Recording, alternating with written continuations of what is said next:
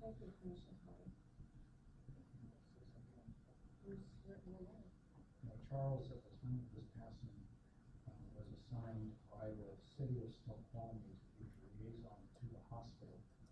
And he and Carol, I don't know this personally, I just know the history because it's been told to me, were instrumental in the establishment of the hospital district, representing the needs of the community to have health care provided here.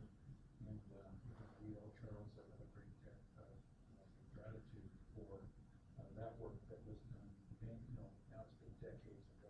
We just wouldn't be here if it weren't for Charles. And was glad that someone with that kind of background was assigned as our liaison. Bob Jeans had been our liaison. He was designated as backup liaison for Charles. He's not here tonight because I understand the city council is doing tonight to deal with their vacancies. You may see Bob for a while until they make a permanent assignment for our liaison. But just like to note that Charles is a key contributor to our existence. And if you haven't read the article in the newspaper, it was a really nice article about Charles.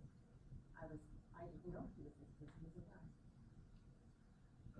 Spoke with Carol on Monday, and she said she'll be back attending the meetings as soon as things kind of clear up. Personal things that she has to do, so she'll be back there. She's still very, very interested in the hospital and wants to help.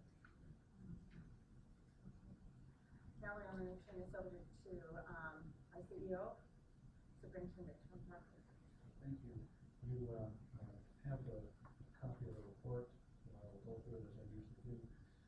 Under our affiliation strategy, management consultants Steve Hebner and Sarah Cave have now facilitated a work session with our board and executive team to develop a set of principles and goals that will serve as the foundation for the development of the request for proposal and evaluation of proposals. They've also met with board members. I knew this would be accurate as of this meeting, and because it just met. They've also met with board members individually to receive their input on the project. Commissioner Pollard provided a written response to those questions, and I spoke with Steve, and he received those. Appreciated that also. They are currently working on a market assessment and review of hospital documents, including the bond trust indentures. Public hearing, this is news to you, but we have tentatively scheduled a public hearing on May 30th. We have City Hall scheduled for that, so the community can come and hear about and provide input on various affiliation models. And then, not on the report, but our next work study session, we have time allocated to hear a report, a progress update from our consultants. In terms of finances, the financial report that we will hear later tonight will show February that there was a net loss of $156,000 and a positive cash flow of $524,000. The net loss budget for the month was $190,000, resulting in a favorable variance of $34,000. David will talk about why we budget a loss in some months. Average daily census in February was 19.7 compared to the budget of 22. But that's an occupancy rate of 79%. Operating expenses were 9% below budget, and operating expenses per adjusted patient day were 3% below budget. I would like to give a little look forward. March inpatient volumes were over budget at 23.4. ED volume increased in March compared to February, but was still about 10% under budget and is running about 4% under budget year to date, which is the segue to the next topic, and that is trauma. The application to the Washington State Department of Health for the hospital to be designated as a trauma hospital will be submitted April 21st, with a response expected from the Department of Health within no more than 30 days, but maybe sooner than that. I'm currently working on a communication plan to let our communities and stakeholders know of our designation once it occurs. It is expected that this designation will result in an increase in utilization of emergency services here at the hospital. Will not result in more people being injured,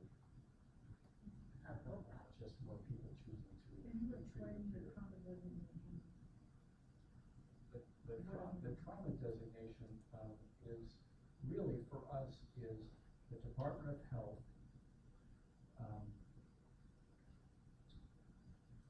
confirming the capability that we currently have. We're really not adding a capability, we're just being allowed to enter into the trauma program. And once you're in the trauma program, the care that you're providing has been coordinated across all hospitals who carry that some trauma designation, either 1 through 5.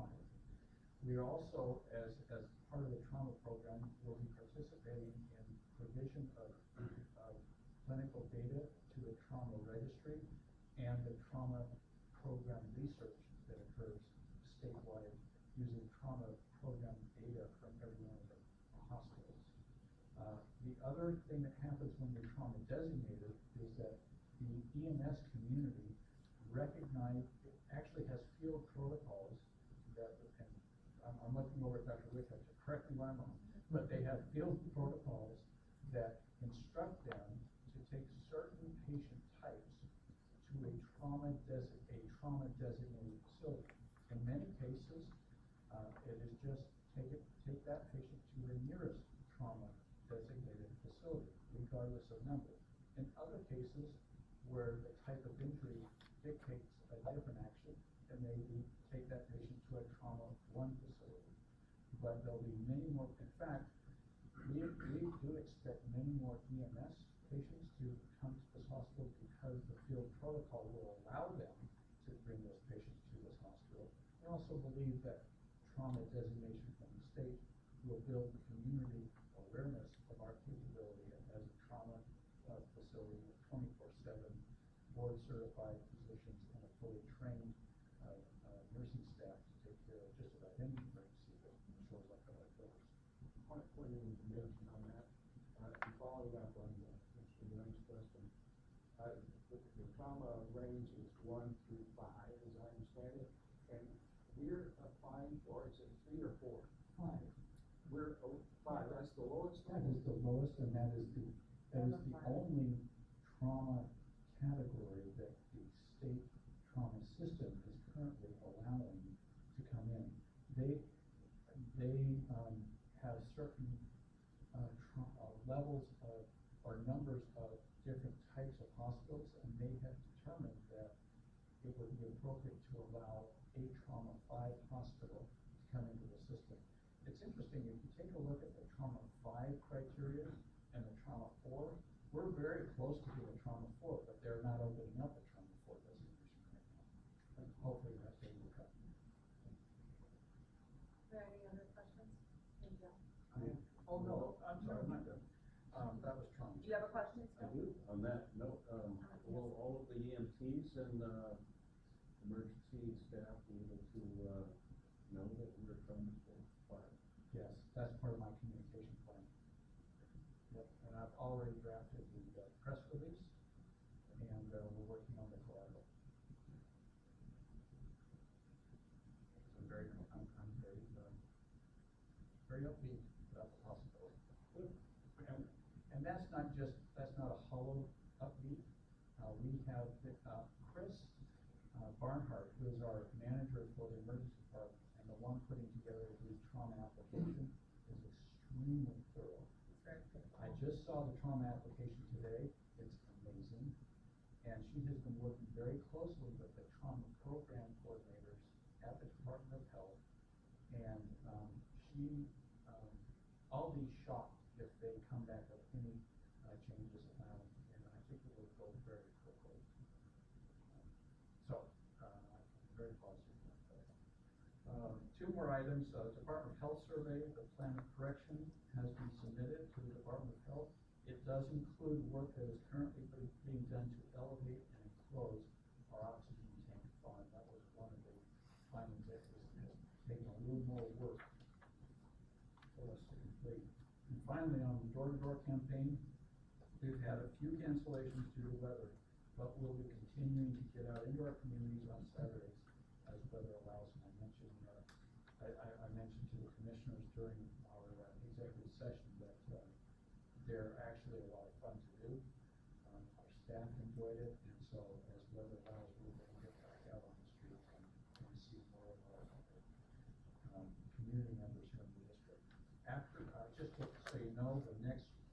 phase will be to finish up Snow Pony Ridge, and then we're looking at Carnation as phase 3. What about, North End? Absolutely, it's just Carnation is phase 3. Okay. Yep. We got a lot of work to do. Wait a minute. The consultants are anxious to get that public hearing date nailed down, so if you could let me know your availability for that May 30th date. Was that requested today? No, we just got that date. Yeah, it's a brand new review. Yeah. May 30th? May 30th. And it'd be probably 6:30. What kind of day is that? It's a Tuesday, and I do mention that because it is the day after the Memorial Day holiday, so I want to be sure you weren't out of town. Yeah, but what about the public? They public is also going to be having an extended holiday with the kind of audience and participation on that day. They'll be going to work. Well, Most people are back to work. Yep. Some people linger and come back in the afternoon. Especially I wonder who. self-employed attorneys, people like that. All righty. Thank you.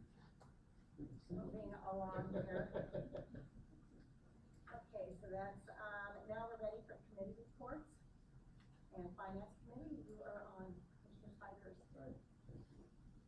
Well, the big question is, why the loss? I have in front of me, I don't think any of the other commissioners have seen this unless you're at the Finance Committee.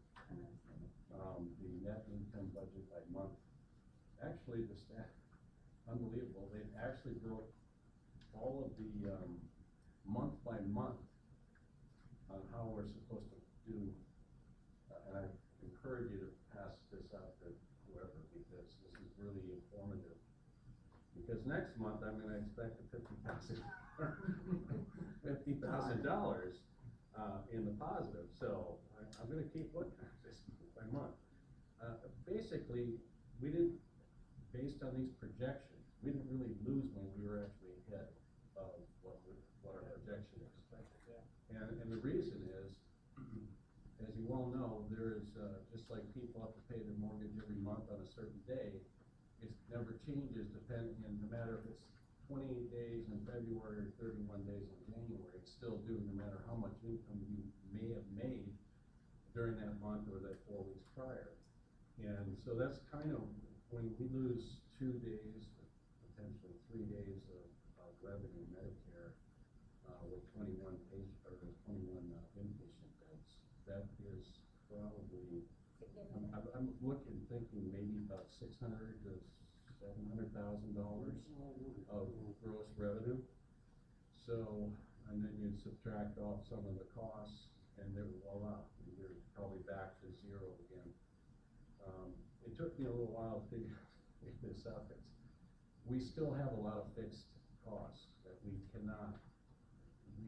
We have our bond payment that we do every month. We have people's salaries that are some may vary, but basically about the same. So anyway, that's kind of how that worked out, why we ended up with this significant loss, although net-wise, I don't think it's really in projected loss. It's actually above what we projected. So if we are on track at 22 patient days for the month of March, and only 1 Medicaid, I would expect that we would probably be doing pretty well. So, because we will have 31 days in the month to get paid, and not 28. So, hopefully that makes sense in a nutshell. So, I think there's a lot of information in the committee report. It's very, very detailed. I'm not going to get into everything in it. One thing that bothered me, as I said, was this significant loss. So that's what I'm talking about. Hopefully I explained that. I'd be more than happy to answer any questions concerning the report or any part of the finance committee. I just want to add to the commissioners.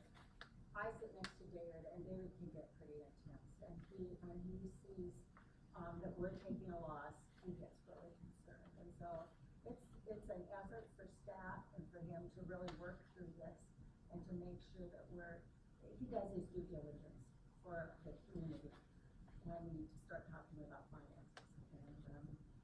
And I'm just impressed with the patience of staff and Patience of staff, number one, because I mean, you know, I've been here for over 10 years, and I've seen the worst and the best, and there's been a lot of bad times in finances.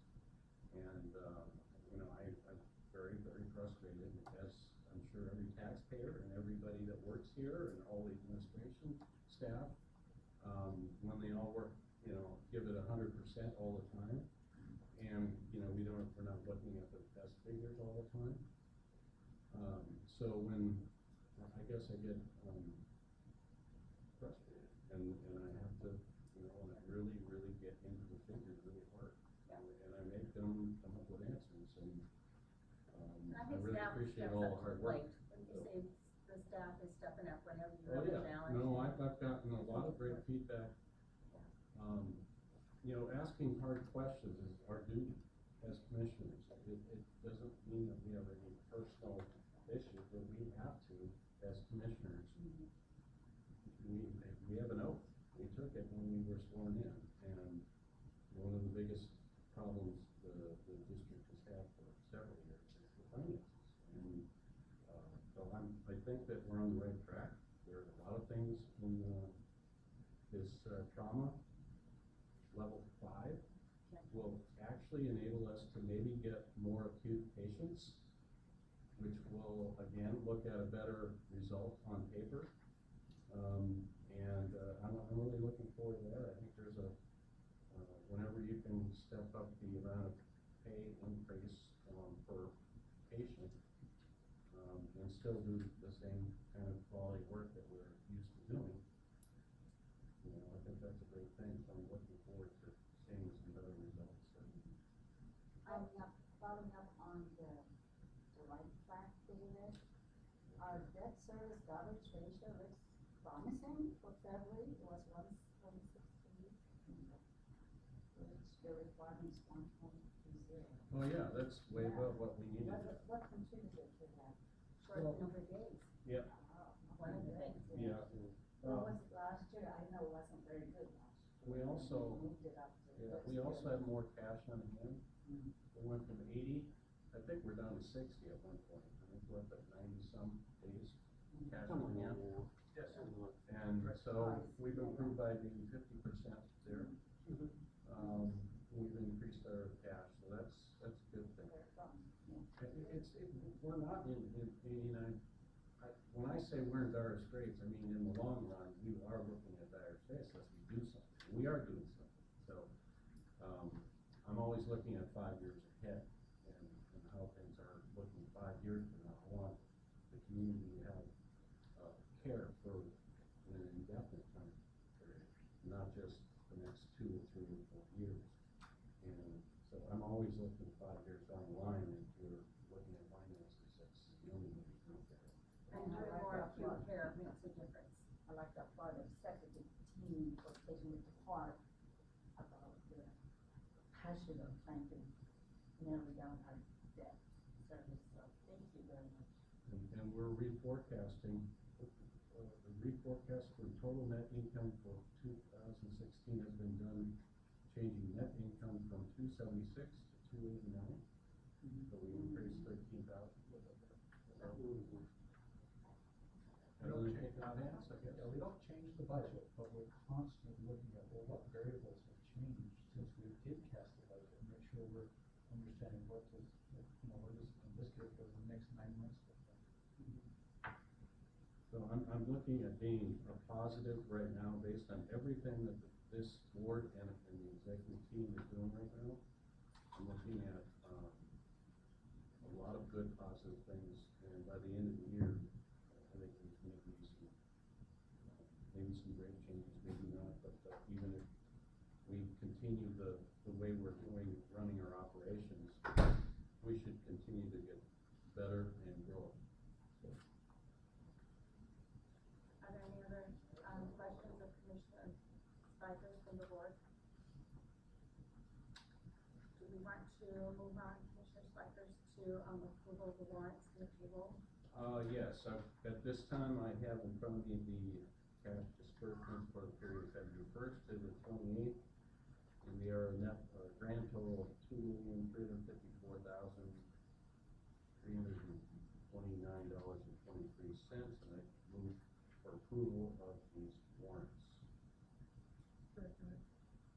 Is there a second? Is there any discussion? Hearing no discussion, we will go for a vote. All those in favor of paying the warrants, say yes. Yes. Yep. Those opposed? There's one opposition. If the, motion is approved.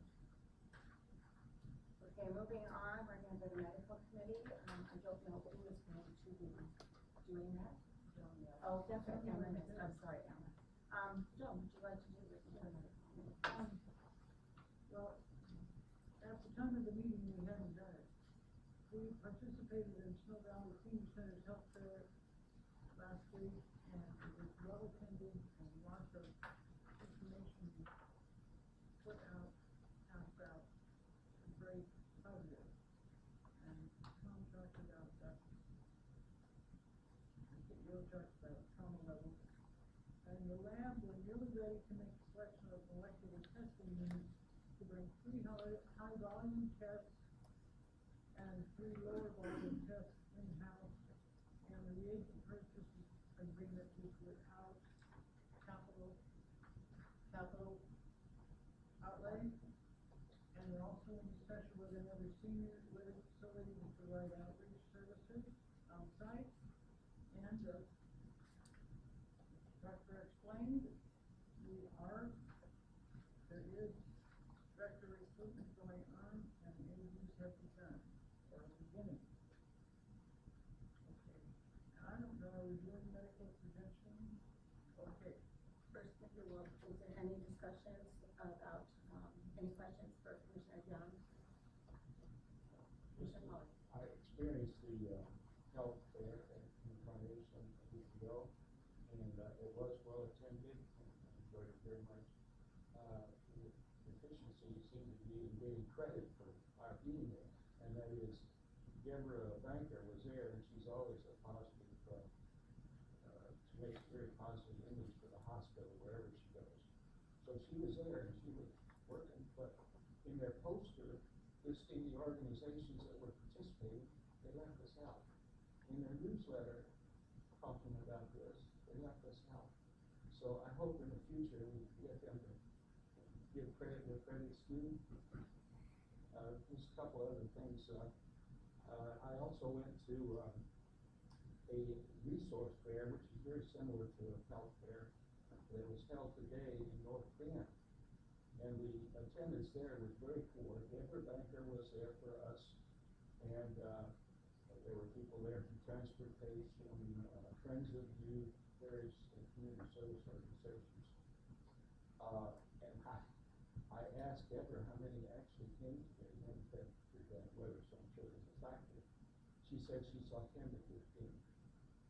And I went around to the tables, and one fellow I asked, he said he had 3. So we have to do an analysis of, what's the benefit, cost-benefit analysis on somebody participating in some of these, make sure we're going to the right place, the right time, in the right format. Because if we had only gotten 3, I'd say it wasn't worth it. So now one other thing might be interesting, I just thought of it, and that is the Bastyr University has a naturopathic health clinic Incarnation once a week on Fridays, and they run it from like I think it's 9, could be 8, 9 o'clock in the morning until about 1 o'clock, noon or 1 o'clock. And people pay $5 to make an appointment. They're scheduled way out in advance. It's very popular. It's actually a primary care program of the naturopathic type. It occurred to me that although we are doing infusion and lab services there, why don't we do something similar? And that is have primary care available once a week, scheduled appointments at if we want to charge $5, which is given to the senior center for support, it can be done. But it seems to me that that would be a way to catch a lot of folks to bring to this hospital. But, I mean, I'd recommend that the CEO consider that. And the medical committee. Thank you. Any other questions for medical committee? Hearing none, then we will move on to, credentialing. Yeah, I think that's credentialing. All right, so on March 28th, the Medical Executive Committee met, and we had only 4 re-credentialing applicants to consider. 2 of those were on the active staff, and it's Dr. Yen Chen, our gastroenterologist, and Dr. Jim Watson, our cardiologist. Both of those were reviewed. There were no issues of concern, so they are both recommended to you for approval. We had 2 courtesy staff members who also were due for re-credentialing, Dr. Jennifer McAvoy and Dr. Juan Millian, and they are both teleradiologists. Again, their background was reviewed and no issues were identified, and both are recommended for approval.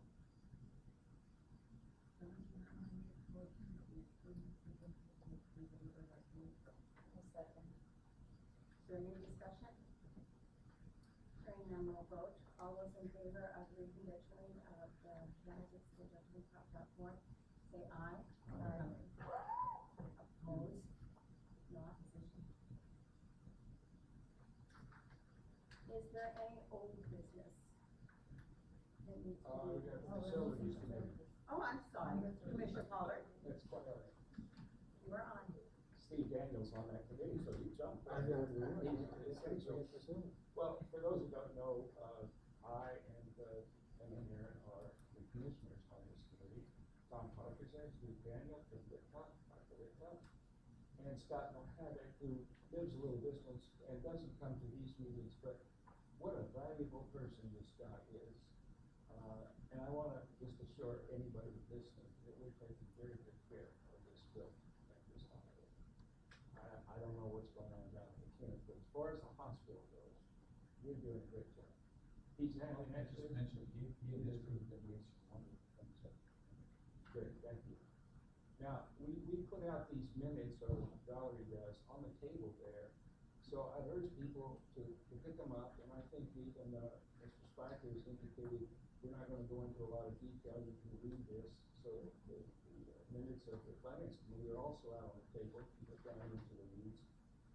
So I just want to make a couple of point to a couple of highlights. One is something that I just heard from Commissioner Aaron, that is coming out of the state legislature. It looks like they're going to try to move up the I-90 SR-18 intersection revision project by 6 years.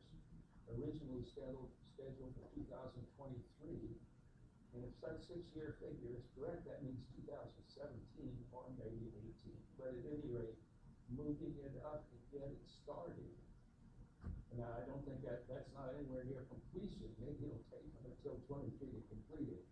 But at any rate, whenever we start, it's going to be 6 years earlier than what was originally planned. That's progress. Because, you know, we got a serious problem, access to the hospital because of that intersection. And you did pass legislation. Yeah.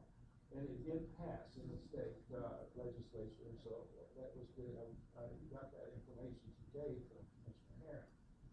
Okay, we're going to be exploring possible partners, affiliations, mergers, and that kind of thing. We're going to be, people from these organizations are going to come and visit us.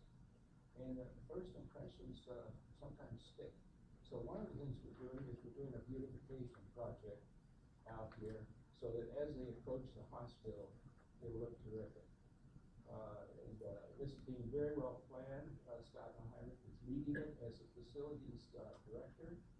And it's all of the things we're going to do, or some of the things we're going to do, the major events in that regard are listed in the minutes. So I think you can look forward to seeing a very attractive entrance area to the hospital. And I'm sure it's going to be really outstanding, and we're going to be very proud of it. one of the things that, Scott is a pretty humble guy on top of everything else. And so, whenever we try to give him credit, he says, wait a minute, he says, the guys do it, you know, I'm just kind of supervising. And so he said, well, you know, we'd like to meet him in the facilities committee. Since you're always praising these guys, bring them to this facilities committee, we'd like to meet him. He said, not only that, he says, I'll buy him breakfast. So he's gonna buy him breakfast, and they're gonna appear at our next facilities committee meeting. And I think that's a good way, that's great for staff morale, and it's good for us to interface with the staff like that. We had an incident where the large emergency sign blew off. I think that's been put back up, right? Very good. That's one of the things is we need to know, this was on March 27th, and between the facilities committee meeting and the board meeting, it's about 2 or 3 weeks, so things can happen. And as a matter of fact, at the end of this report, I'll call on the CEO to update us all on some developments.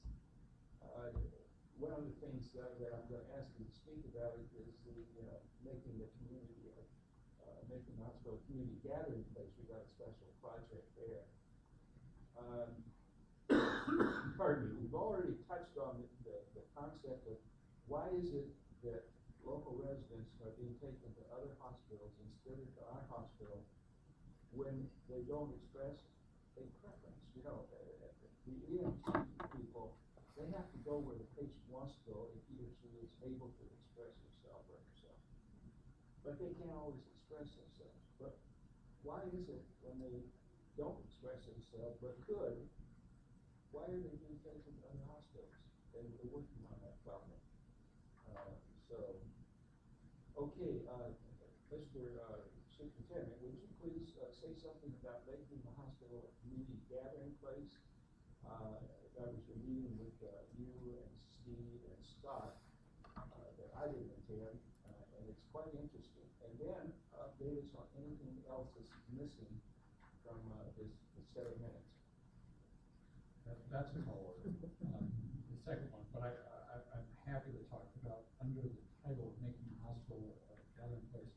The reason that this is there, this particular update is there is because this making a hospital a community gathering place is really about connecting with the community, having the community use our facility when it makes sense for both them and us. And we have an opportunity for that. We were contacted by the president of King County Search and Rescue, who wants to and needs to relocate their base of operation.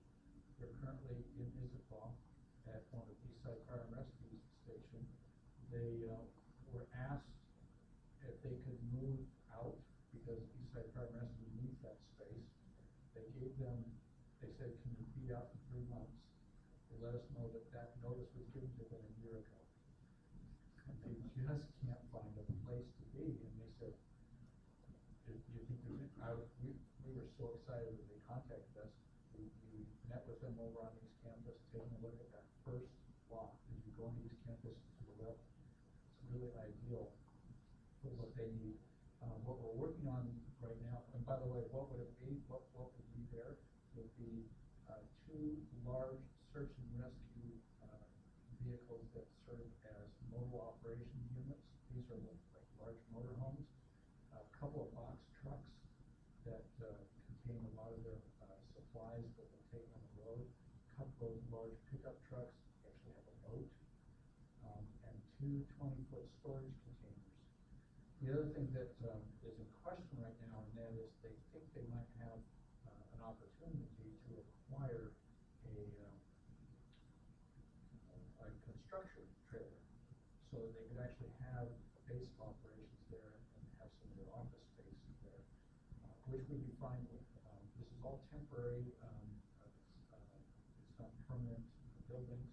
It's all temporary, so they can move on and off as we desire.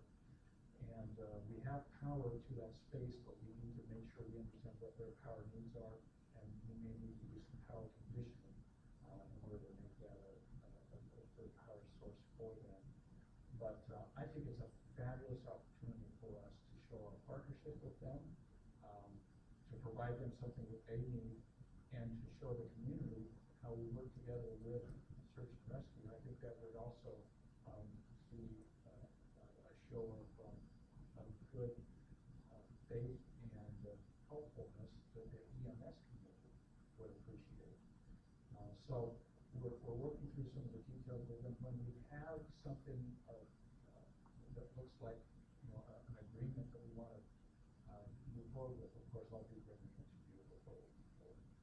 I guess the only question I would have is, will we be offering them formal revocable license already? David, could you say more about formal revocable? I've done this with folks on my property across the street where I don't charge them anything, but I don't want any liability. And so, I give them a revocable license and make sure that they have insurance. Oh, well, that's. So those two things, and then you can use my property, whatever you want, but just don't destroy, you can do whatever you want. Yeah. And then I'm giving them a break, I'm not charging them anything, and then I'm covered.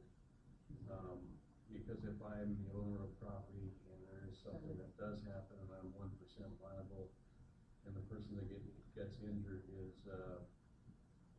no way comparatively liable, we could be held on the hook for 100% of the damage to whoever got injured. You would make sure that they're protected. It's a real informal, it's usually about a 1 or 2 page document, depending. We make sure that there's some identification and that they have proof of insurance. In the event they don't get a construction trailer, do we have some office space there that they can use at least temporarily? Not right now. Everything that is occupiable is occupied. Good. Okay, Doc, what I was referring to is, as I mentioned, it's been 3 weeks since our committee meeting. Is there anything to report on traffic or something like that that should be reported at this time? No, nothing. Okay, thank you. That concludes the report. Thank you, Commissioner Pollard. Does anybody have questions for Commissioner Pollard? Hearing none, then we will move along, and I don't think we have any business that we need to approve, so is there any old business? Okay, not hearing any, we will move on to, discussion about authorizing of surplus equipment. Do I have a motion?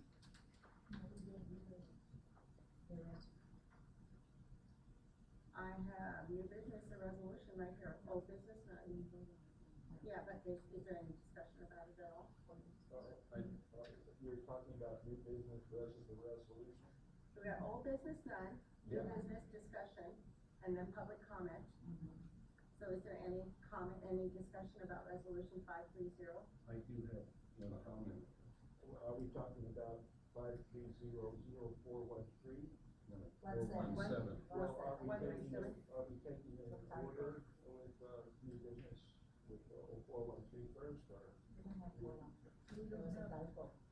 It's the same thing, the same resolution. Oh, okay, that's the same one, it just changed the number. All right, thank you. Just one resolution tonight. Right, okay, I do have questions for Mr. Scott, Mr. Steve. Thank you. I just had a question about the, something that was out of code. Do we have to replace these items or what? Wasn't that one of the items that was on the capital expenditure list too? Thank you for yes, Yes. the surge protectors, they look like car strips, and yes, we had to go through and replace. It was like about 100 of them, something like that, at about $25 a piece, something like that. Yep.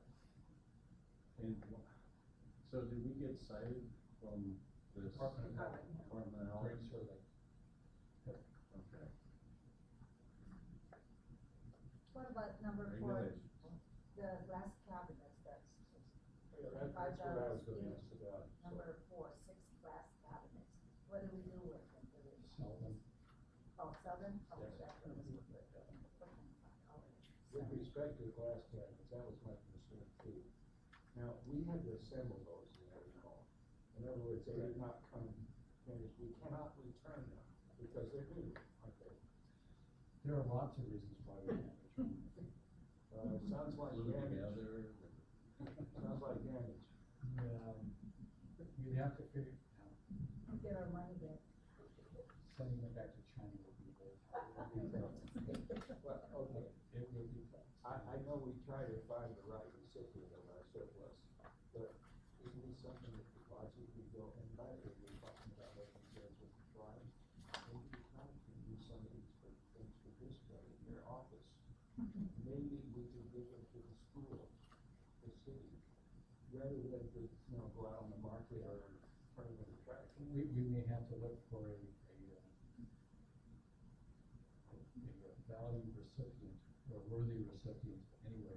That we actually had a tentative deal for $25 per grant, that's fallen through. So we may be looking for a worthy recipient anyway. Thank you for that. Just suggestions of where you might find worthy recipients. Thank you. So the other item, I think David had a question on the phone. Already is? I'm sorry. oh no, I was wondering, the other items are giveaway, or do we have a home to go to? They all eventually do find a home. We go through a series of different ways to surplus equipment, from sale to donation to finding we have a company that works on disposal. Is there any other discussion about that? Okay, hearing none, we now have, time for public comment. Do we have any public comment? Going once, going twice. Okay, then we're gonna go to new business, to the action item of resolution number 53004. What did we decide? 17. Okay. We've already discussed it. Do I have a motion? I make a motion. I second. All those in favor, any discussion, further discussion? Hearing none, we will vote. All those in favor of authorizing us to surplus the listed equipment, say aye. Aye. Opposed? There's no opposition, so we are done with that. It passes. Wow. I have something other. Okay, it's 7:47. I This is know, remarkable. just take a second. Go for it. I have a summary judgment motion, they only offer them once a month over at the trade on May 11th at 4 p.m. I doubt I'm going to make it to the meeting. What would you like us to do? If that changes, or if they concede, which I hope they do, then I'll be able to leave. But I may be late. Okay, So the earliest I probably could make it there is maybe 7:15. So, okay, can we wait until we get closer? I mean, we're almost gonna have to wait and see what happens over you. yeah, that's fine. I just wanted to let you know, because I can't change the court's date on that. They only have them at 4 p.m.